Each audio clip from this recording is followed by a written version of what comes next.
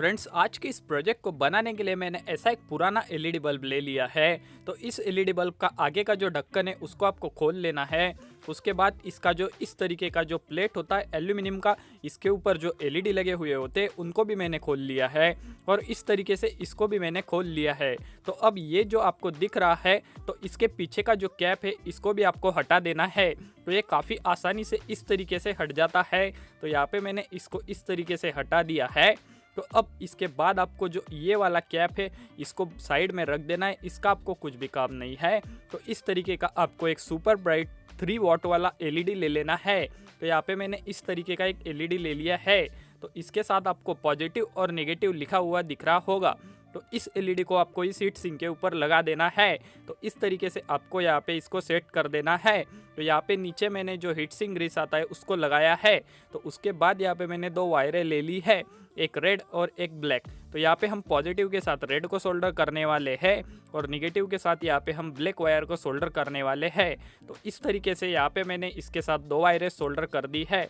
तो अब इन दोनों वायरों को मैं यहाँ पे 2 छेद है इनके ज़रिए नीचे लगा लेता हूँ। तब तक आप जल्दी से जल्दी चैनल को सब्सक्राइब कर लो और जो नोटिफिकेशन बेल है उसको ऑल पे सेट कर दो, ताकि आपको ऐसे ही वीडियो आगे भी मिलते रहे। उसके बाद यहाँ पे मैंने इस तरीके का एक जो ब्राइटनेस कंट्रोलर होता है वो ले लिया है।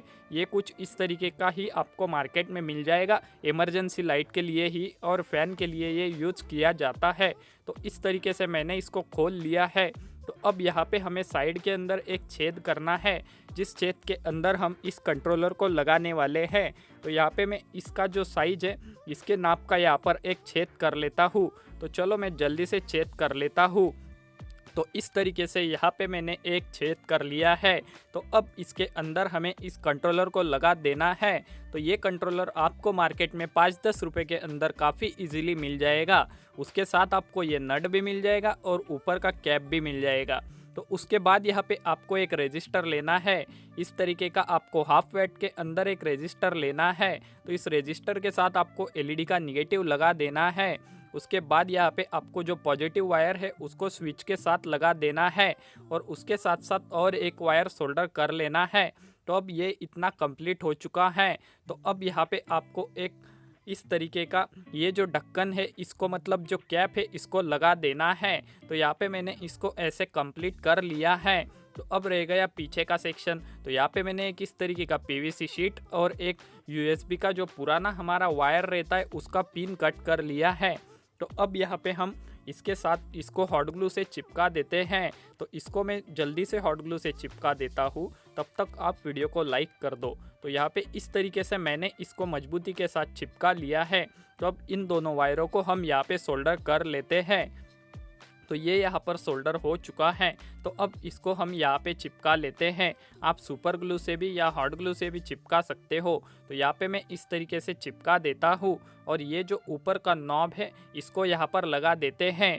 फिर हमारा जो लाइट है वो यहाँ पर कंप्लीट हो चुका है। तो अब सिंपली इसको इस तरीके से हम रोटेट करके इसका ब्राइटनेस चेंज कर सकते हैं।